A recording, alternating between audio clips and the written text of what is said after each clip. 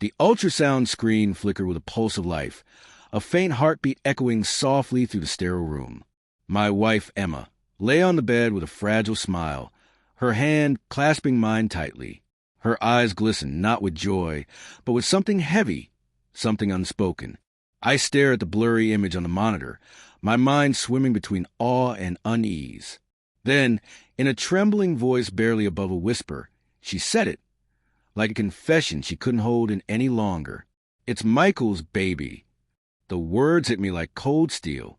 For a moment, I couldn't move, couldn't breathe. The fluorescent hum of the clinic lights seemed to roar in my ears. "Michael," I repeated hoarsely.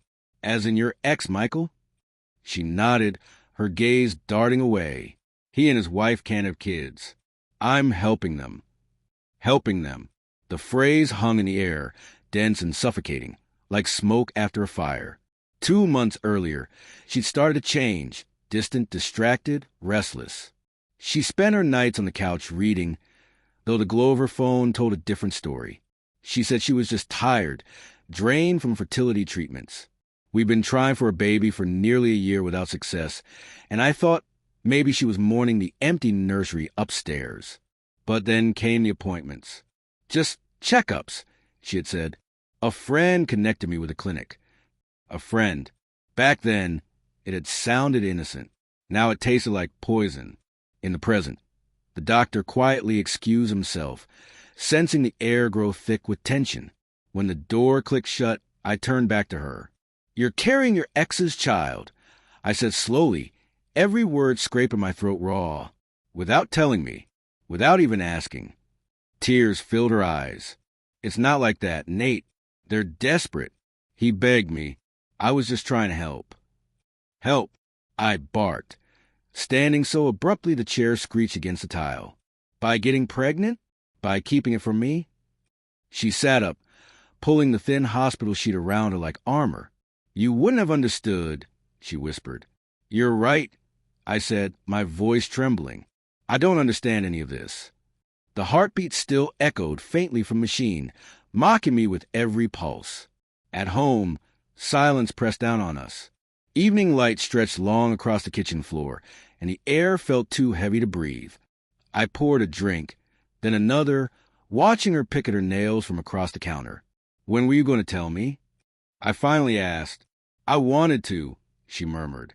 "After the first trimester, once it was safe." "Safe?" I laughed bitterly. "Right. I didn't cheat, Nate." I stared at her. "You didn't." Her chin lifted, fragile yet defiant. It was IVF, clinical. There was nothing romantic. But her eyes betrayed her.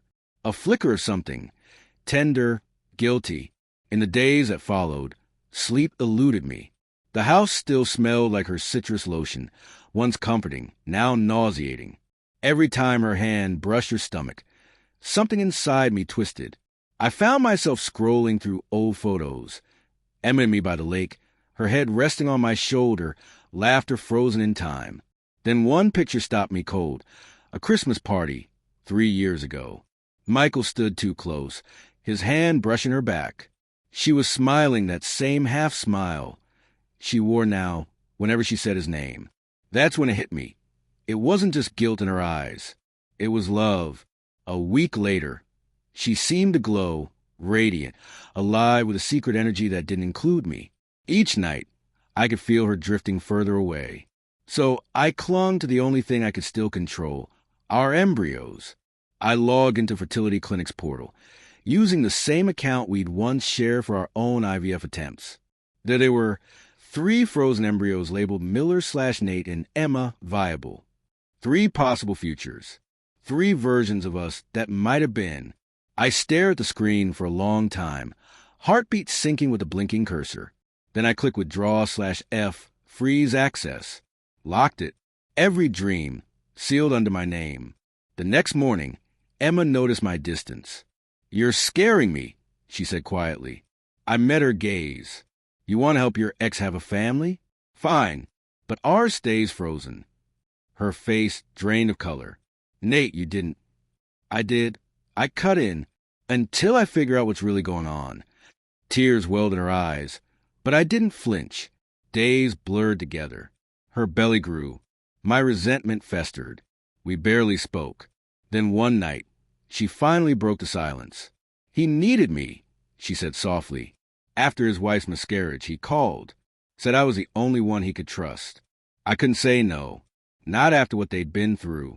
I thought maybe this was how I could do something good. Redeem something. Redeem what? I asked quietly. She didn't answer. That's when I knew. She wasn't just helping him. She still loved him. That night, a storm rolled in, rain hammering the windows. I sat on the edge of the bed, watching her sleep, one hand resting protectively over her stomach.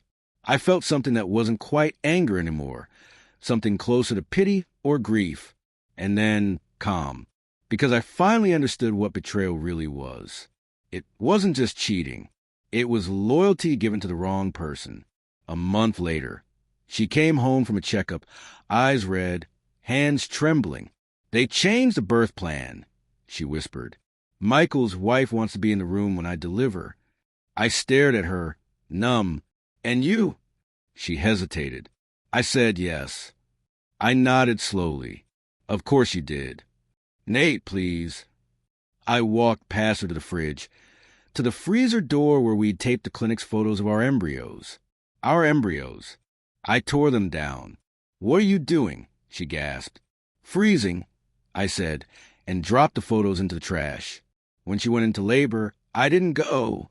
She didn't ask me to. That night, I sat alone in the empty nursery.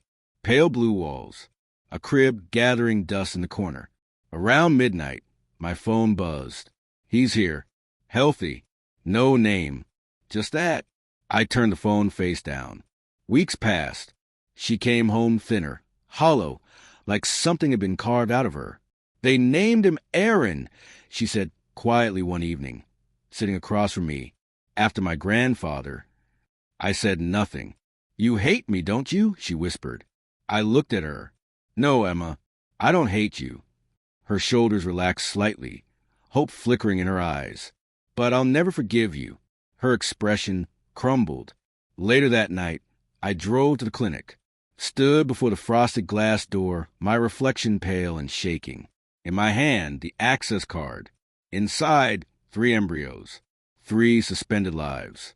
I could destroy them, or leave them frozen forever, like the moment before everything fell apart. I swiped the card and stepped inside. Cold air brushed my face. "Some things," I whispered, "aren't meant to be born." Then I turned and walked away, leaving our future, like our love, frozen in time.